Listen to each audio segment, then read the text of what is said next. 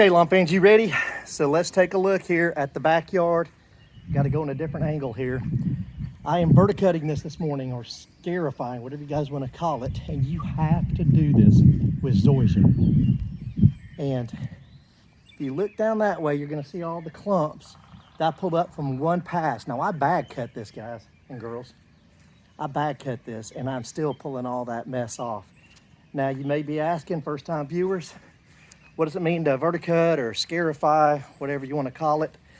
Let's take a look here. This machine. All right, you can get anything that looks like this. You can get it corded or battery operated. If I had to do it over again, I would get the battery operated one. Flip it over here.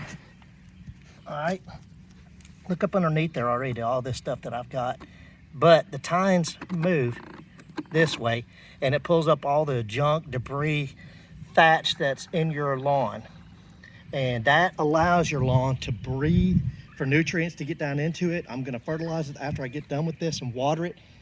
And those nutrients and water will be able to get straight down into the ground versus this material right here, creating a barrier where nothing can get down in there. It's also gonna allow the lawn to breathe. And so moisture is not gonna sit on the lawn. It's gonna go down into the ground, and it'll help to prevent fungus from forming on the ground by moisture just sitting on it all day long, if it rains or heavy dew or anything like that. But again, this is just one pass right here. I'm gonna pick all this up, then I'm gonna high cut it to pick the rest of it up, and I'm gonna verticut it again. Then I'll fertilize it and water it. And that's it. That's just an update back here on the Zoysia.